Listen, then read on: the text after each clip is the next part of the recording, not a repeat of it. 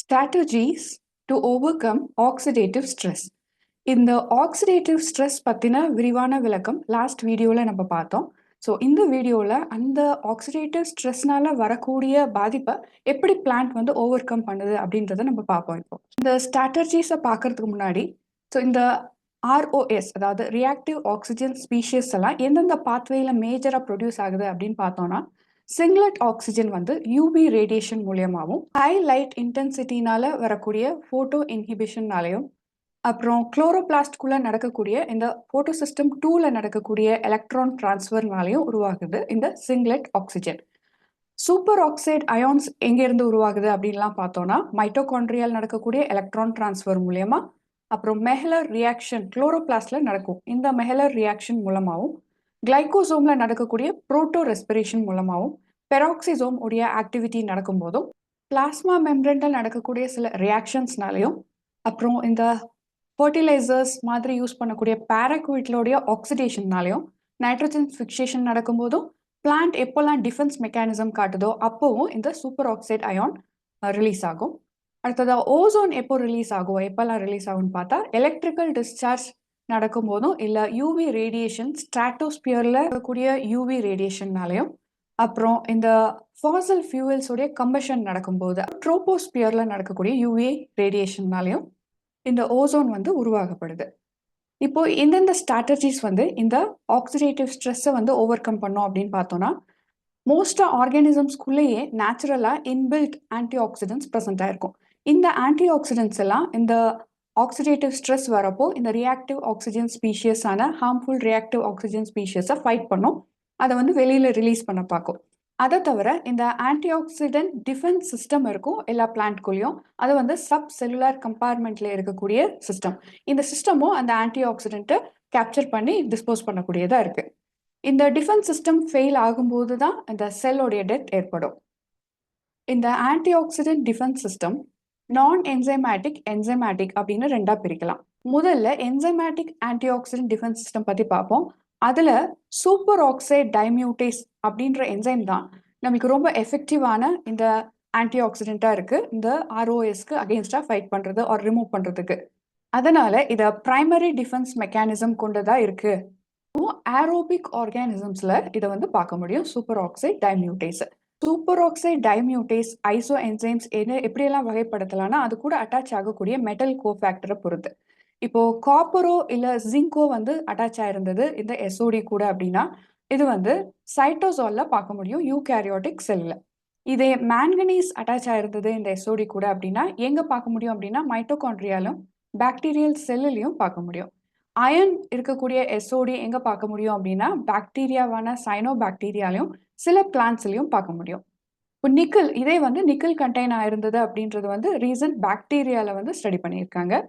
இப்போ super oxide டைமியூட்டேஸ் வந்து primary defence mechanism கொண்டதாக இருக்குது. ஸோ அதுக்கு அடுத்ததாக பார்த்தோம்னா கேட்டலேஸ் வந்து ரொம்ப இம்பார்ட்டண்ட்டான ஆன்டி ஆக்சிடென்ட் ஆக்டிவிட்டி கொண்டதாக இருக்குது. இந்த கேட்டலேஸ் வந்து நம்ம பெராக்சிசோமுடைய வீடியோவில் நீங்கள் பார்த்தீங்க, ப்ரீவியஸ் வீடியோவில் பார்த்தீங்கன்னா தெரியும் இந்த கேட்டலேஸ் எவ்வளோ ஒரு பெரிய ரோல் ப்ளே பண்ணுது இந்த ROSஸை டிஸ்கார்ட் பண்ணுறதுக்கு அப்படின்னு உங்களுக்கு நல்லா தெரியும். ஸோ அது வந்து இந்த ஹீம் கண்டெய்னிங் என்சைமாக இருக்குது இந்த கேட்டலேஸ். ஹைட்ரஜன் பெராக்சைடு, இந்த H2O2 ஆன ஹைட்ரஜன் பெராக்சைடை 2 வாட்டர் மாலிக்யூல்ஸாக கன்வெர்ட் பண்ணிடுது இந்த கேட்டலேஸ். இப்போ எங்கெல்லாம் கேட்டலேஸ் லேக்கிங்காக இருக்கோ அங்கெல்லாம் பெராக்சிடேஸ் ஆக்டிவாக இருக்கும். இப்போ இந்த பெராக்சிடேஸ் வந்து இந்த கேட்டலேஸ்க்கு ரிலேட்டடான என்சைம் தான். இந்த ரெண்டு என்சைமுமே ப்ரோஸ்தட்டிக், அதாவது ஹீம் ப்ரோஸ்தட்டிக் குரூப் கொண்டதாக இருக்குது. குளூட்டோத்தியான் பெராக்சிடேஸ் உருவாக்குறதுக்கு இந்த பெராக்சிடேஸ் ரொம்ப முக்கிய காரணமாக இருக்குது. ஸோ இந்த குளூட்டோத்தியான் பெராக்சிடேஸும் இந்த H2O2 ஹைட்ரஜன் பெராக்சைடை வந்து ஸ்கேவெஞ்ச் பண்ணி வெளியில் ரிலீஸ் பண்ணக்கூடியதாக இருக்குது.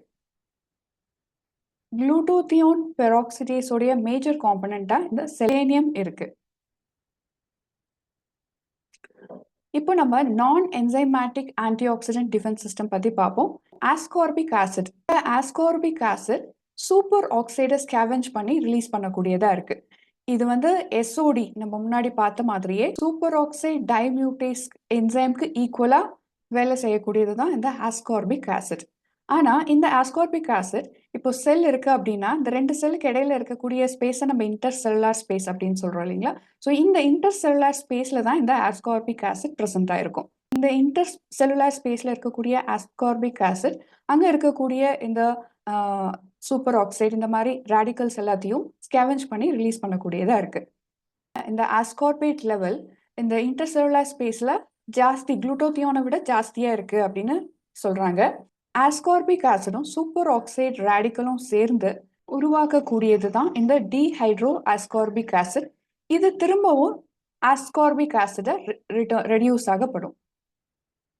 எப்போ அப்படின்னா குளுட்டோத்தியோன் சைக்கிள் அப்போ இது வந்து ரெடியூஸ் ஆயிடும். ஆஸ்கார்பேட் குளுட்டோத்தியோன் சைக்கிள் வந்து பெரிய மேஜரான ஆன்டி ஆக்சிடென்ட் பாத்வேவா இருக்கு. எங்க அப்படின்னா இந்த போட்டோசிந்தட்டிக் டிரான்ஸ்ஃபர் ஆஃப் எலக்ட்ரான் நடக்கும்போது. அடுத்ததா நம்ம கெரோட்டினாய்ட்ஸ் அப்படின்ற ஆன்டி ஆக்சிடென்ட் பார்க்க போறோம். ஸோ இந்த ஆன்டி ஆக்சிடென்ட்டும் ரெண்டு எசென்ஷியல் ரோல் கொண்டதா இருக்கு. ஒன்று லைட் ஹார்வெஸ்ட் பண்ணும், இன்னொன்று ஆன்டி ஆக்சிடேட்டிவ் ரோல் பிளே பண்ணும். இந்த கெரோட்டினாய்ட்ஸ்ல அன்சாச்சுரேட்டட் டபுள் பாண்ட்ஸ், அதாவது சி டபுள் பாண்ட் சி கொண்டதா இருக்கு. இதனால இந்த ஆக்சிஜன் ரேடிக்கல்ஸோடைய ரியாக்ட் ஆகி எபாக்சைடு ஃபார்ம் பண்ண முடியும். போட்டோசிந்தட்டிக் டிஷ்யூல எக்ஸஸ் அமௌண்ட் ஆஃப் கெரோட்டினாய்ட்ஸ் வந்து செக்ரேட் ஆகுது, உருவாகுது அப்படின்னாக்கா அது வந்து செல்லுலார் டிஃபென்ஸ் மெக்கானிசம் கொண்டதா இருக்கு. ஃப்ளேவனாய்ட்ஸும் வந்து மேஜரான செகண்டரி மெட்டபாலைட்ஸா இருக்கு ஹையர் பிளான்ஸ்ல. இதுவும் வந்து டைரக்டா சூப்பர் ஆக்சைடு அயானியம், ஹைட்ராக்சைடு ரேடிக்கல், அப்புறம் ஹைட்ரஜன் பெராக்சைடு இது எல்லாத்தையும் ஸ்கேவெஞ்ச் பண்ணி ரிலீஸ் பண்ணக்கூடிய ஒரு என்சைம். அப்புறம் பாலிஅமீன்ஸ் அப்படின்னா என்னன்னு பார்ப்போம். இது வந்து ஃப்ரீ ரேடிக்கல் ஸ்கேவெஞ்சர்ஸ். இந்த ஃப்ரீ ரேடிக்கலாக இருக்கிறத தொட்டு தான் நம்மளால இன்னொரு ரேடிக்கல் கூட இல்லை இன்னொரு காம்பவுண்ட் கூட ஈஸியாக அட்டாச் ஆகி ரியாக்ஷன் நடக்கக்கூடியதாக இருக்கு. பாலிஅமீன்ஸோட வேலைகள் என்னென்ன அப்படின்னு பார்த்தோம்னா ஸ்கேவெஞ்ச் ஆஃப் ROS. ஸோ இந்த ரியாக்டிவ் ஆக்சிஜன் ஸ்பீஷியஸை ஸ்கேவெஞ்ச் பண்ணி ரிலீஸ் பண்ணக்கூடியதாக இருக்கு. இந்த செல்லுலார் மெம்பரன்ல இந்த பெர்மியபிலிட்டி இன்க்ரீஸ், இந்த செல்லுக்குள்ளேயும் வெளியுக்குள்ளேயும் போகக்கூடிய இந்த பெர்மியபிலிட்டி ஆன்டி ஆக்சிடென்ட் டிரான்ஸ்ஃபர் நடக்கிறதுக்கு ஹெல்ப்ஃபுல்லாக இருக்கு. அதுக்கப்புறம் changing the redox state of the cell, அப்புறம் regulation of gene expression. Uric ஆசிடும் இது போல ஒரு ஆன்டி ஆக்சிடென்ட் தான். இது பியூரின் மெட்டபாலிசம்ல வரக்கூடிய எண்ட் ப்ராடக்ட். யூரிக் ஆசிட் எப்படி வந்து அதனுடைய வேலை செய்யும் அப்படின்னா ஆக்டிவா இருக்கக்கூடிய பெராக்சி நைட்ரேட் அப்படின்ற இந்த RNS, அதாவது ரியாக்டிவ் நைட்ரோஜன் ஸ்பீஷியஸ் ஓட அட்டாச் ஆகி அதை இன்ஆக்டிவ் பண்ண பார்க்கும். இந்த என்சைமேட்டிக் அண்ட் நான் என்சைமேட்டிக் ஆன்டி ஆக்சிடென்ட் மெக்கானிசம் எப்படி வந்து இந்த ROS ரிமூவ் பண்ணுது அப்படின்னு நம்ம இந்த ஒரு ரியாக்ஷன்ஸ்ல பார்த்தோம் அப்படின்னா ஓசோன் வாட்டர் கூட சேர்ந்து இன்னும் சில ரியாக்டிவ் ஆக்சிஜன் ஸ்பீஷியஸ் உருவாக்கும். இந்த ரியாக்டிவ் ஆக்சிஜன் ஸ்பீஷியஸ் வந்து இந்த குளோரோபிளாஸ்ட்ல நடக்கக்கூடிய மெஹலர் ரியாக்ஷன் மூலியமாகவும் ஆக்சிஜனை எடுத்துக்கிட்டு ஆக்சிஜன் இன்கம்ப்ளீட் ஆக்சிடேஷன் நடக்கும் போதும் இந்த சூப்பர் ஆக்சைடு உருவாகும். இந்த super oxide with help of 2 proton நம்மளுக்கு சூப்பர் ஆக்சைடு டைமியூட்டேஸோட சேர்ந்து நம்மளுக்கு with release of oxygen hydrogen peroxide உருவாக்கும். இந்த சூப்பர் ஆக்சைடு தான் ரொம்ப ஹையஸ்ட் டேஞ்சரஸ் ரியாக்டிவ் ஆக்சிஜன் ஸ்பீஷியஸ்னு சொல்லலாம் கம்பேரிட்டிவ் டு ஹைட்ரஜன் பெராக்சைடு. இப்போ இந்த ஹைட்ரஜன் பெராக்சைடும் நம்மளுக்கு கேட்டலைஸ் மூலியமா கேட்டலைஸ்ன்ற என்சைம் மூலியமா வாட்டர் ஆகவும் ஹாஃப் ஆக்சிஜன் ஆகவும் ரிலீஸ் ஆகப்படுது.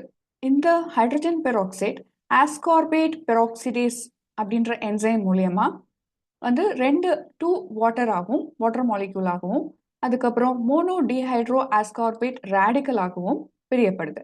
இந்த ரேடிக்கல் ஸ்பான்டேனியஸ் ஆக்ஷன் மூலியமா திரும்ப ஆஸ்கார்பேட்டா சேஞ்ச் ஆகும், இல்லை அப்படின்னா மோனோ டிஹைட்ரோ ஆஸ்கார்பேட் ரிடக்டேஸ் மூலியமாகவும் சேஞ்ச் ஆகும் வித் ஹெல்ப் ஆஃப் NADPH. இன்னொரு வகையிலையும் ஸ்பான்டேனியஸ் ரியாக்ஷன்ஸ் மூலியமா டிஹைட்ரோ ஆஸ்கார்பேட் கன்வெர்ட் ஆகப்படும். இந்த டிஹைட்ரோ ஆஸ்கார்பேட் மறுபடியும் டிஹைட்ரோ ஆஸ்கார்பேட் ரிடக்டேஸ் மூலியமா ஆஸ்கார்பேட்டா கன்வெர்ட் ஆகும். அப்போ யூட்டிலைஸ் ஆகப்படுவது குளுட்டோத்தியோன். இந்த குளுட்டோத்தியோன் ஆக்சிடேஷன் ஃபார்ம்லேருந்து ரிடக்ஷன் ஃபார்முக்கு கன்வெர்ட் ஆகும். அப்போ அங்க உதவக்கூடியது வந்து glutathione reductase with help of NADPH. இது தவிர நம்மளுக்கு இந்த reactive oxygen species vitamins E அப்புறம் கெரோட்டினாய்ட்ஸ் மூலியமா வித் ஹெல்ப் ஆஃப் 2OH அப்புறம் பை ரிலீசிங் O2 இந்த குளுட்டோத்தியோனோட கன்வர்ஷன் நடக்குது. அப்போ நம்மளுக்கு ஆக்சிஜனும் வாட்டரும் ரிலீஸ் ஆகுது. இந்த ஆன்டி ஆக்சிடென்ட் செல்லுலலாம் எங்கே ப்ரெசென்ட் ஆயிருக்கும் அப்படின்னு பார்த்தோம்னா ஆஸ்கார்பேட் அப்படின்ற ஆன்டி ஆக்சிடென்ட் அப்போ பிளாஸ்ட் சைட்டோசால் பிளாஸ்டிட் வேக்யூல் இங்கெல்லாம் ப்ரெசென்ட் ஆயிருக்கும். கெரோட்டின் பிளாஸ்டிட்லையும், குளுட்டோத்தியோன் சைட்டோசால் மைட்டோகாண்ட்ரியா அப்புறம் பிளாஸ்டிட்லையும், பாலியமீன்ஸ் சைட்டோசால் மைட்டோகாண்ட்ரியா நியூக்ளியஸ் பிளாஸ்டிட்ஸ்லையும், ஆல்ஃபா டோசோபெரால் செல் மெம்ப்ரேன் அப்புறம் பிளாஸ்டிடோடைய செல் மெம்ப்ரேன்லையும் ப்ரெசென்ட் ஆயிருக்கும். அதை தவிர ஜியாசாந்தின் குளோரோபிளாஸ்ட்ல ப்ரெசென்ட் ஆயிருக்கும். இந்த ஆக்சிடேட்டிவ் ஸ்ட்ரெஸ் பற்றின வீடியோஸ் உங்களுக்கு எக்ஸாம் பாயிண்ட் ஆஃப் வியூவில் கண்டிப்பாக நிறைய இன்ஃபர்மேஷன் கூட தான் இருக்கும்னு நான் நம்புகிறேன்.